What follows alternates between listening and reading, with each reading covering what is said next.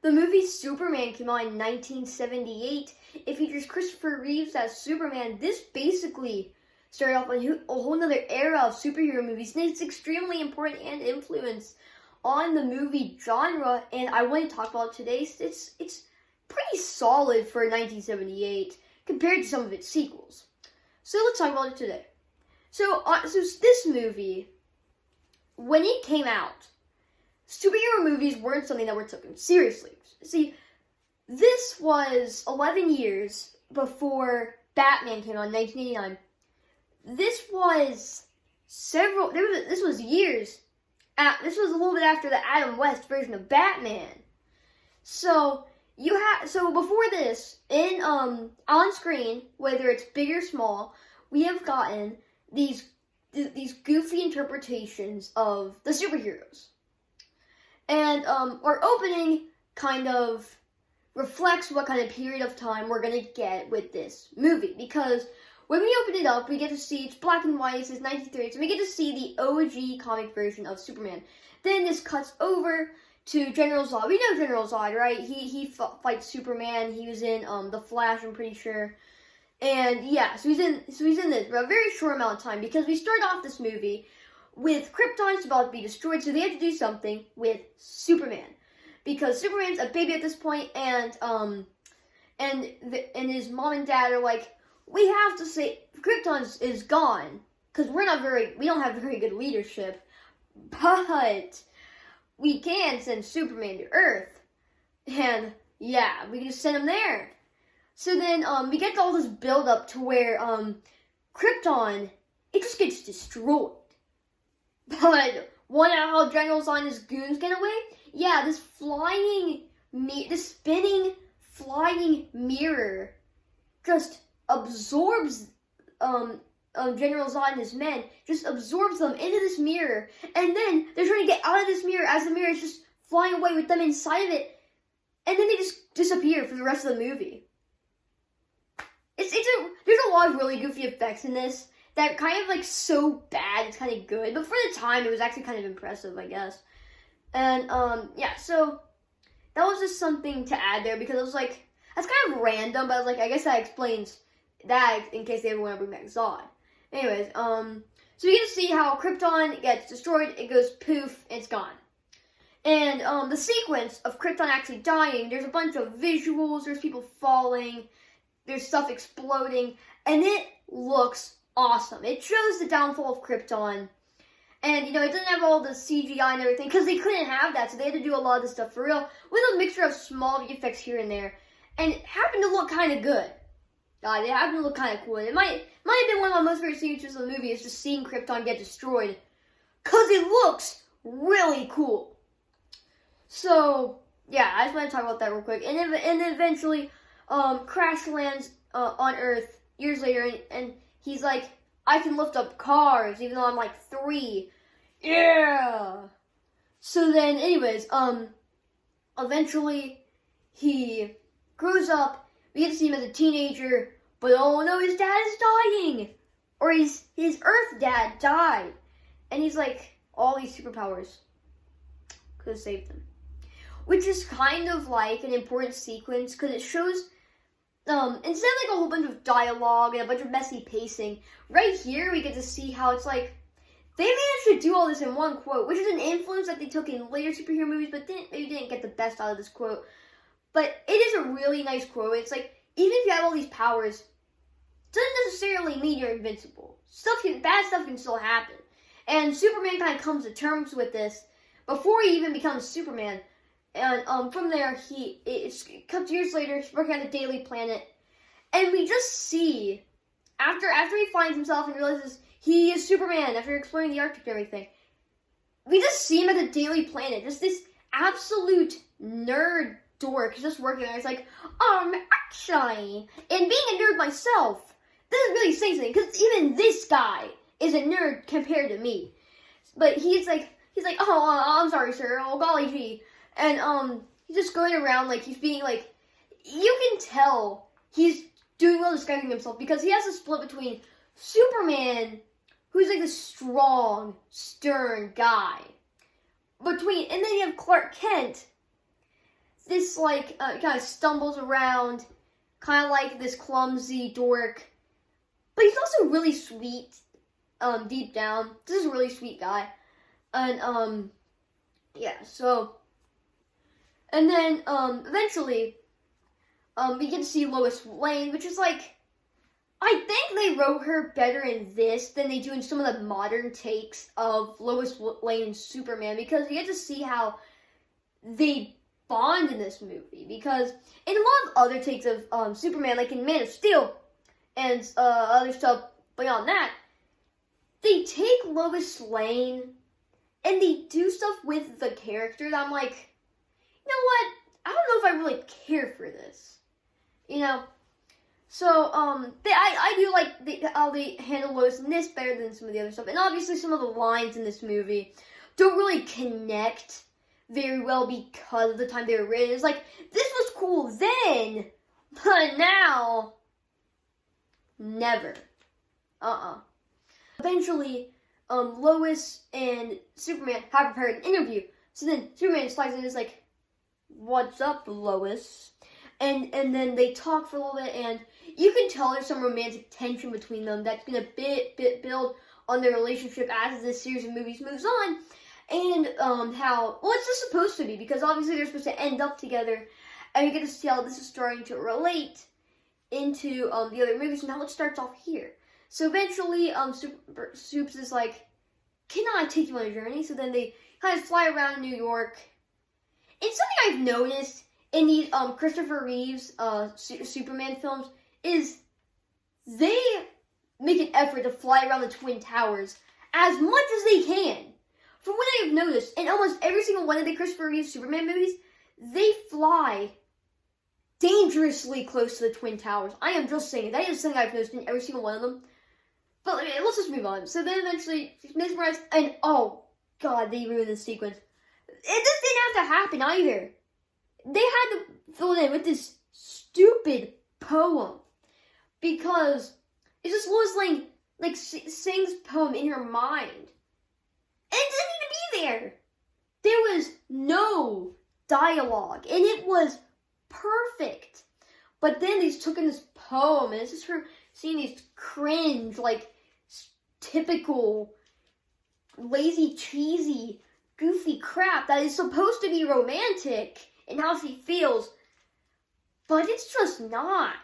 And I think a lot of people share this sentiment, feel the same way I do, because when I hear people explaining it, it's like, they agree with me, so that's, at least I'm not alone here, because there has been some opinions I have had on movies where they're just like, "Zachary, as always, you're stupid." But here, people actually agree with me on my opinion. Let's go. I think this is a win. So, we do get to see a little bit of Superman, though, because eventually, Lois gets in this, like, helicopter, but then it crashes in the side of the building, because the pilot is an idiot. So then this helicopter is about to fall straight to the ground, and Lois Lane's in the suit. You know, Superman's gotta be there. So Clark Kent sees it, and he's like, "Oh, golly, what am I gonna do now?" Runs to one of those friggin', like,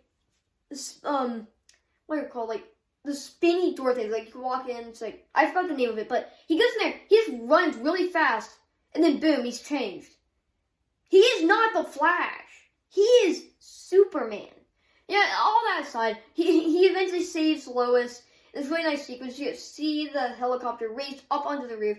Oh, this effect and a lot of the sequences that go along with this in the movie actually look kind of good for their time. And even some of the effects in, like, the later Chris Reeves Superman movies, even some of the effects there don't look near as good. So here, it looks pretty nice, and I congratulate the movie for that. Anyway, so he goes around New York kind of saving people. You know, you get an idea for, like, okay, you get what this kind of Superman is going to be. It's like what Superman was originally. Just this do-gooder, did everything good. You know, saved cats from trees. And, yeah, this is a generally amazing guy. But, yeah, you know, that wasn't going to happen with Lex Luthor. And, so he just comes in, like, and he's not bald here. He just comes in here, he has this, like, curly hair. he's a little bit over the top. He's not super comic accurate. Does not mean it's a bad interpretation of the character. Personally, not my Lex Luthor, but it's still a pretty good version of the character. I really enjoyed it.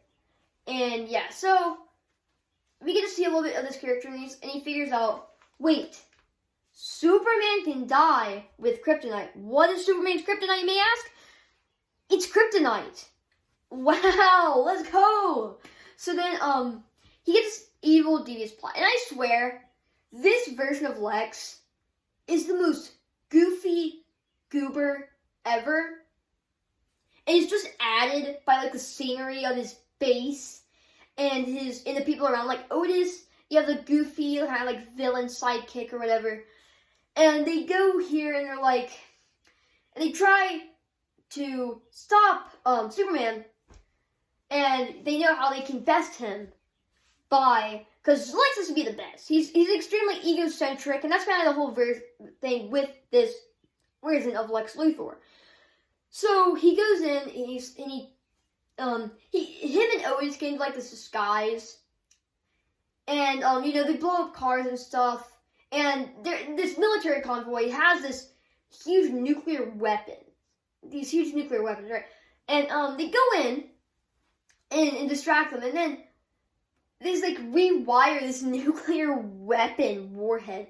Way easier than it should have been. Honestly, I don't get why they're taking it in just a car with, like, two other not even armed cars. Like, what are they going to do? It's like having these nuclear weapons that can destroy the world. But then defending them is just these stupid little, jeeps, military jeeps, that are unarmed. What were they going to do if there was a threat? I don't know. I mean, they might have been armed, but it was like 3 against 10, and they still won. They still managed to rewire the bomb. Eventually, they send off the nuclear weapon. Lex is like, Superman, you'll never win. Hee-ha. So then Superman's like, bye-bye. Because the kryptonite is just a chain. And it's kind of lackluster because he just falls to a pool with kryptonite on. Whatever the female helper of Lex's name is, saves him. He flies off. And then, this is like what I would imagine if I was a little bit younger and I saw this. I imagine this would be what my most favorite part was. And it's when he's going to rewire these nuclear weapons and send them off to where they just don't blow up and it doesn't cause a lot of problems. So, 2 nuclear weapons sent off. Lex is in control of them. One is going to a giant dam, and the other one, it's kind of unclear because they don't say. And we also never know what happened to the second one. So, yeah, it's a whole thing that doesn't even make sense. So we will explain in a few minutes. So eventually he stops it. But no, because it hits the dam. The dam shatters in this really cool effect. Where you can see these little cracks in it. Like these spark spots where you can just see this one part of the damage just cracking, water falls up, and then this whole dam just shatters, and then Superman is just flying. It's chaos, it's an earthquake, and it's a really, really cool sequence. And eventually you get to see all these small cracks. Eventually lets out, and this town gets attacked. And he's like, but then he does this really, really stupid thing where he goes on the earth and he spins around on it so fast because he wants to save Lois. He spins around it so fast that he makes the earth move backwards. That doesn't make sense on any form. I got to ignore it. You have to ignore it because even if that annoys you a little bit, it's not going to matter because you see the position that Lois is in while he's doing this, which it's incredible. In fact, it might just deserve a video on its own. But this car is getting destroyed by this earthquake, and Lois is in this car, and then all of this rubble and everything just starts filling the car, and you hear her screaming. Her hand is just reaching out. You see her dying horrifically in this car that's just being that's just being dropped deeper into the ground as this earthquake happens. And then Superman realizes he's too late, but he's like, no, I can rectify this. So then he goes, spins around the earth so fast that time moves backwards. But does that mean there's still another version of Superman out there? So if he moves time backwards, that means that version of Superman hasn't done that yet. And does that mean there's still an earthquake waiting to happen? It doesn't make sense. But we can just roll with it because, it's that type of movie where this stuff is going to happen. So who really cares, right? And eventually it's a nice ending. Superman saves Lois. Lois and Superman are a little bit closer in their relationship. Superman picks up Lex and his buddy and just drops them into a jail cell. Just drops them into this prison yard, and Superman's like, "Thanks, pal." Goes up into the air, and yeah, it's gone. So what I'm gonna do? I'm gonna do my own Superman thing because I'm technically Superman. Watch this. See you guys next one. Bye bye.